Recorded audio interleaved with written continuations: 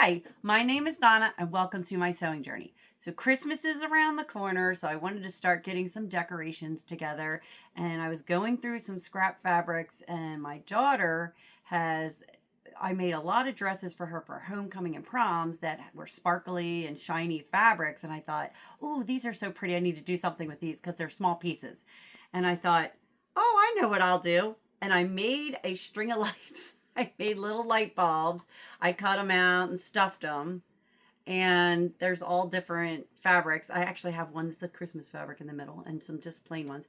But I just thought they were really cute, these sparkly fabrics. They're all a little bit shaped in different sizes, but I was, practice makes perfect. So, um, don't worry about mistakes. Nobody's going to care. But I'm going to hang these, I think, over a doorway. And then I'm going to string a little string of lights with them. I'm not sure yet. I haven't figured that out. But how I did this piece of this piece that's holding them together is just double bias tape. And what I did was I took two pieces of fabric and I cut them out in like a light bulb shape. And then I stitched them down here around, and I left the top open, turned them right side out, and then stuffed them.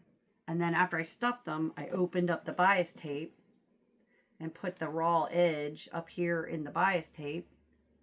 I just put it in there and folded it back over and just stitched right here along this edge.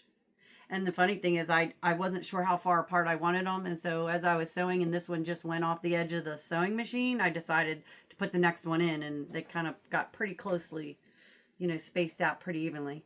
But that's one idea that you can do. And you could do it with all kinds of shapes. What I used was a coloring book, a children's coloring book.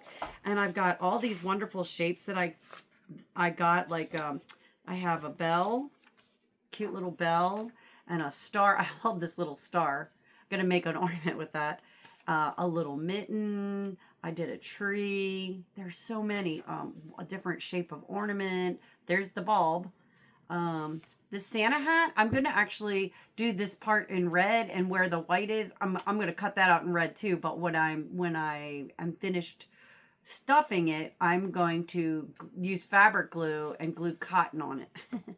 And then, just a round one and a candy cane.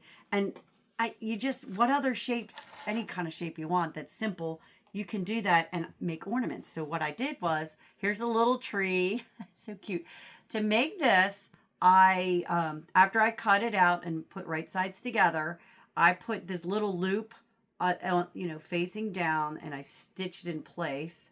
And then I stitched up and across and then back down. And I left a gap at the bottom that was my seam allowance. So when I cut this out using my little shape, I made sure that I added my seam allowance, so that when it was all done, it would come out the same size as my pattern. So I made it a little bit, I cut it out 1/4 of an inch larger than the pattern. So, and when after I stuffed it, stitched it and stuffed it, it would end up the same size. So I left 1/4 of an inch at the bottom here, and I ironed it, pressed it, and then when I turned it right side out and stuffed it, it made it easier to put it together, and then I stitched closed the bottom of this one. The rest of them I did it at the top. So I did the same thing. Here's a cute little bell, and how I put the bell on, I put a little piece of ribbon in, and I stitched it to the right side of this right here, and then I stitched down, around, and up. And again, I left the opening, I started and stopped my stitching about 1/4 of an inch from the raw edge. So, and I ironed it down. And then when I put it right side out, it was easier to keep that folded in, just a top stitch and add a loop.